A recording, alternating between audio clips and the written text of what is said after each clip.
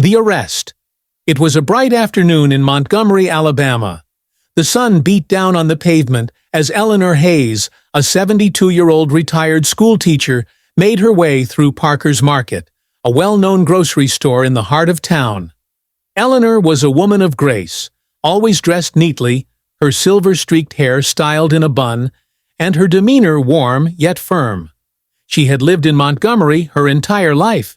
She had seen the world change, segregation crumble, civil rights marches take over the streets she grew up on, and the election of a black president. But despite the progress, she also knew the deep roots of racism still lingered. With her shopping list in hand, she walked to the dairy section, scanning the shelves for her favorite brand of buttermilk. She reached for it, but as she did, another hand snatched the same carton. "Oh, excuse me," Eleanor said with a gentle smile, pulling her hand back. The woman, a white woman in her 40s with a sour expression, scoffed. "Figures," she muttered under her breath. Eleanor's eyebrows furrowed. "Pardon me?" But before she could get an answer, the woman marched away, shaking her head. Eleanor sighed. She wasn't in the mood for drama. She continued her shopping, picking up a loaf of bread, some fresh fruit, and a pack of herbal tea. As she made her way to the checkout line, she noticed the same woman whispering to the store manager, pointing at Eleanor with an exaggerated look of concern. The manager, a middle-aged man with a pot-belly and a suspicious glare, approached. "Ma'am, we have a problem." Eleanor blinked. "A problem?" "That woman over there says she saw you put an item in your purse without paying," he said, crossing his arms. Eleanor looked at him in disbelief. "That's ridiculous. I didn't take anything." "She said she saw it clear as day," the manager insisted. Eleanor huffed, trying to stay calm. "Sir, I have no reason to steal. You're welcome to check my bag." The manager didn't even respond before waving over the store's security guard. Within minutes, 2 police officers entered the store. They were both white, their expressions hardened as they locked eyes on Eleanor. "You the one causing trouble?" one officer asked. Eleanor straightened her back. "I'm not causing any trouble. There's been a mistake." The officer scoffed. "Why don't you let us decide that?" Before she could say another word, the officers grabbed her arms. A gasp echoed through the store as customers watched in shock. "Let go of me!" Eleanor protested, struggling against their grip. "Stop resisting!" the other officer barked, tightening the cuffs around her wrists.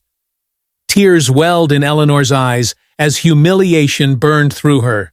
She wasn't a criminal. She was a retired teacher, a law-abiding citizen.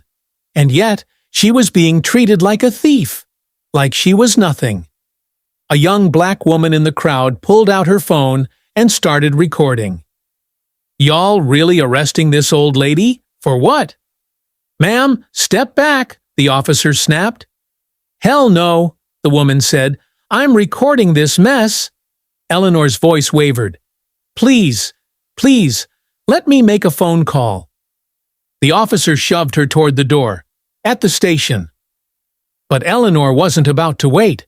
With shaking hands, she reached into her pocket and dialed the only person she knew could fix this. When the call connected, she whispered, "Jason, baby, I need you." There was silence on the other end, then a voice, calm, commanding. "I'm on my way, Ma." Little did the officers know, they had just arrested the mother of Colonel Jason Hayes, the most decorated Green Beret alive, and hell was about to break loose. The sun arrives. The ride to the police station was a blur.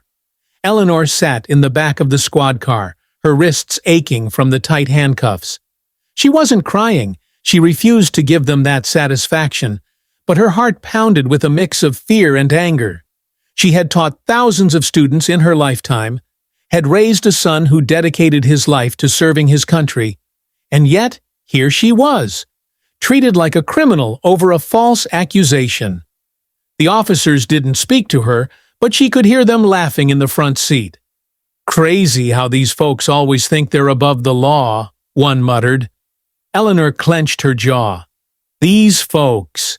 She knew exactly what that meant. When they arrived at the precinct, the officers yanked her out of the car and led her inside, where a bored-looking desk sergeant barely glanced up. "What's this one in for?" he asked.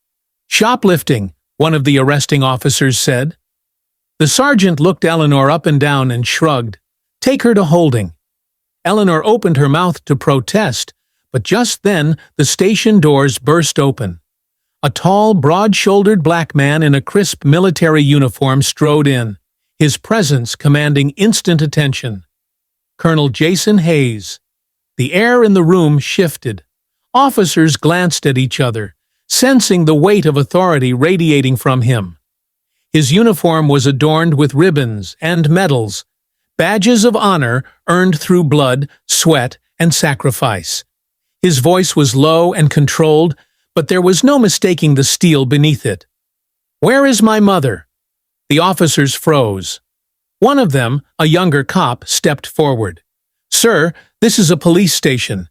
You can't just—" Jason didn't even look at him. Instead, he took a step closer to the sergeant's desk, placing his military ID down with a sharp thunk. The sergeant picked it up, and his face went pale. Jason leaned in. "I asked you a question." The room was dead silent. No one dared to move. The arresting officer cleared his throat. She's in holding." Jason exhaled slowly, as if restraining himself. "You arrested a 72-year-old woman, without proof, without a proper investigation, and you put her in a holding cell?" She was caught stealing," the officer stammered. Jason's eyes darkened. "Was she?" The officer didn't respond. Jason took out his phone and pulled up a live video, one of the many that had already gone viral. It showed Eleanor being handcuffed, the crowd protesting, and the officers ignoring their concerns. "You see this?" Jason asked, his voice like a blade. "This is evidence, and I've already sent it to my lawyers, to the governor's office, and to the Secretary of Defense." The sergeant's mouth went dry. "Now, wait a minute, Colonel." Jason cut him off. "You're going to release my mother. Now." The sergeant hesitated. Jason took a step closer, lowering his voice. "Do you know what happens when you wrongfully arrest the mother of a Special Forces officer? An officer with direct ties to the Pentagon?" No answer. Jason's eyes didn't blink. "I will make sure every single one of you is held accountable. You'll be answering to military officials, to the Department of Justice, and to the entire nation." One of the officers, an older, grizzled cop, finally spoke up. "Look, Colonel, we were just following procedure." Jason's voice was calm, but his rage was razor-sharp. "No, you weren't. You were following prejudice." The sergeant swallowed hard and turned to the officer on duty. "Get her out of holding. Now." The officer scrambled to his feet, practically running to the back of the station. Minutes later, Eleanor walked out, her head high despite the ordeal. Jason moved toward her immediately, gently taking her hands in his. "You okay, Ma?" Eleanor sighed, her strength wavering for the first time. "I am now, baby." Jason turned back to the officers. "You're going to issue a formal apology, publicly. And my mother will be compensated for this humiliation." The sergeant hesitated. "We?"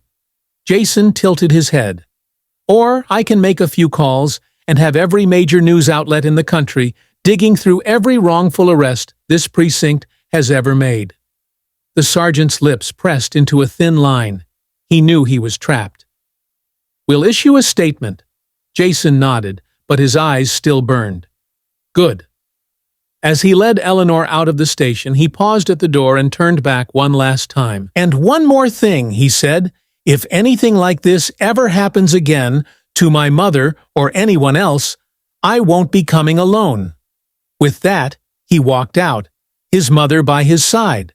But the battle wasn't over yet, because by morning, the entire country would know what had happened, and justice would be served. Justice served. By the time Jason and Eleanor reached her home, The firestorm had already begun. The video of her wrongful arrest had gone viral overnight, spreading across social media like wildfire. News outlets picked it up, headlines flashing across TV screens. Decorated Green Beret confronts police over mother's arrest. Elderly black woman humiliated. Her son, a war hero, fights back. Montgomery PD under fire for racial profiling. Jason sat at Eleanor's kitchen table, his jaw tight as he scrolled through his phone. Messages flooded in, support from fellow service members, lawyers offering their help, and civil rights activists demanding justice. Eleanor, meanwhile, sat quietly in her favorite armchair, a warm cup of tea in her hands. She had lived through worse. She had seen injustice before, but something felt different this time. "Baby," she said softly, "what happens now?" Jason exhaled. "They're scrambling." The precinct released a weak statement about reviewing their procedures. But that's not enough. Eleanor nodded. "So what do we do?" Jason set his phone down. "We don't let them sweep this under the rug." The press conference.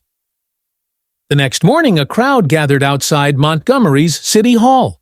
Reporters, activists, military veterans, and everyday citizens stood side by side, holding signs that read, "Justice for Eleanor" and "Stop Racial Profiling Now." Jason stood at the podium, his uniform crisp, his stance firm. Eleanor stood beside him, her shoulders squared, refusing to be seen as a victim.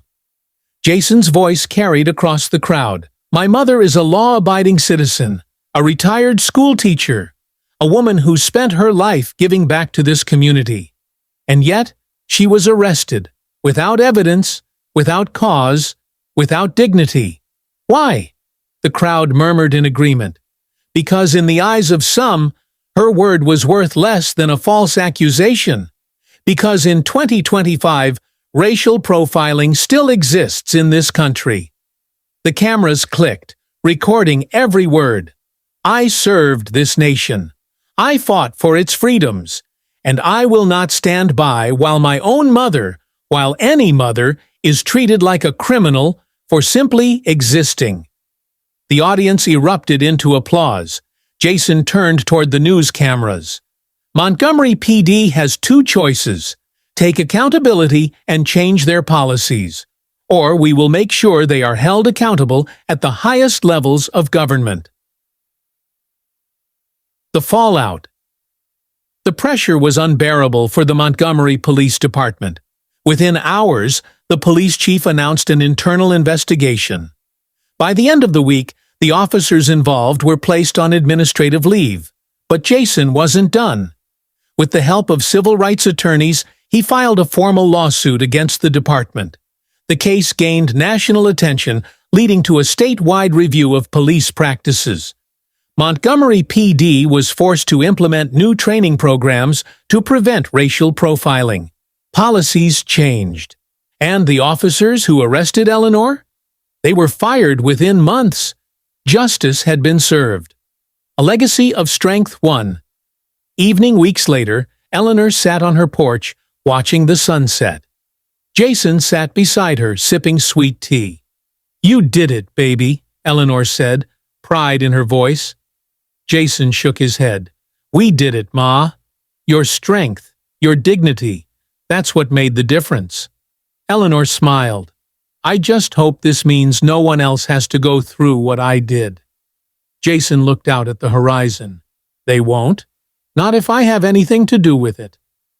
As the sun dipped below the trees, mother and son sat in peaceful silence, knowing that, for once, the system had been forced to listen. And the world would never forget the name Eleanor Hayes.